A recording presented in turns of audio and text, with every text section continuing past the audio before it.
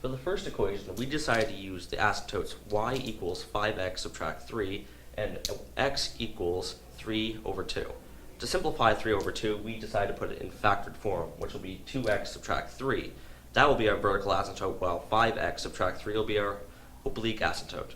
So we know that if we want to have an oblique asymptote, we need n to be larger than m.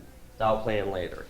So to find the equation that 2x subtract 3 will divide into to get 5x subtract 3, we must multiply.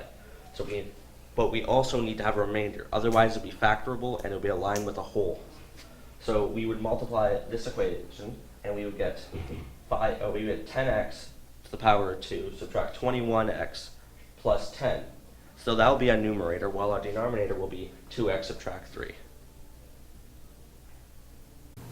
Now, if we look over here at Desmos, we can clearly see that this equation has two asymptotes, one at y equals 5x minus 3, and the other at x equals 3 over 2.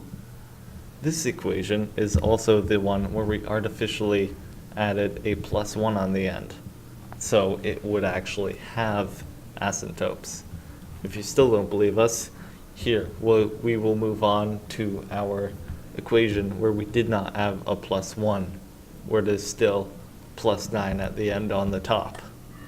And you can see that is clearly just a linear line that theoretically should have a hole in it, but the hole does not show up well on this graph. For our first equation, we decided to use the asymptotes y equals x subtract 3 and x equals 3 over 2.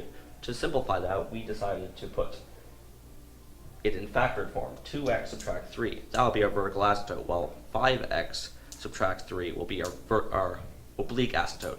So if we want to have an oblique asymptote, we must have n larger than m. That will play in later. To find the equation that 2x subtract 3 will divide into, we must multiply 5x subtract 3 by 2x subtract 3. But we can't have it factorable, so we have to add a remainder on the end.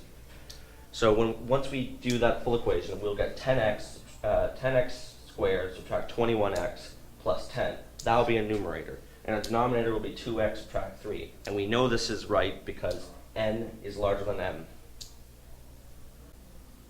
For our second equation, we chose y equals -1 as our horizontal asymptote, and x equals 3 divided by 2 as our vertical asymptote, which can then be factored as 2x minus 3. This will be our denominator, or our bottom, of our final equation. So we know n has to equal m because our horizontal asymptote, -1, does not equal 0, and it obviously exists. So it cannot be n is greater than m or n is less than m. So it is n equals m. That means it is the leading coefficient of n divided by the leading coefficient of m equals -1. We already know the leading coefficient of m is 2, as we figured that out here when we factored it. So it is the leading coefficient of n divided by 2 equals -1. So if we rearrange that, we will get leading coefficient of n equals -2. This can be put into our numerator as -2x. That will be our numerator, our top. When we put this into our equation, we will get our final equation here, -2x divided by 2x minus 3, which is n equals m, obviously, because x to the power of 1 on the top and x to the power of 1 on the bottom. If we look on Desmos, it just confirms that our equation was right, as it does have the two asymptotes, x equals 3 over 2 and x equals -1, as you can clearly see on the graph.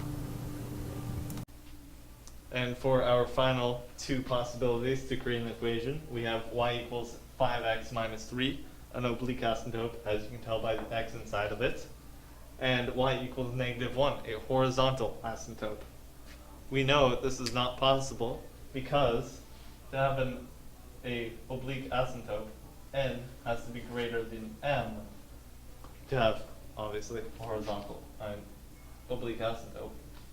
But if you also have n is greater than m, that means there's no horizontal asymptote. But we seem to have a situation where we have an oblique and a horizontal asymptote. Therefore, it is no equation possible for this to create a rational function. But we decided to plug in those two asymptotes into a graph anyways and see what the graph might look like. As you can see here, two asymptotes and the lines created by those. This may look like a rational function, but it is not because of the vertical line test. It crosses in more than one place. Therefore, we know this is not a function, and it confirms our no equation theory.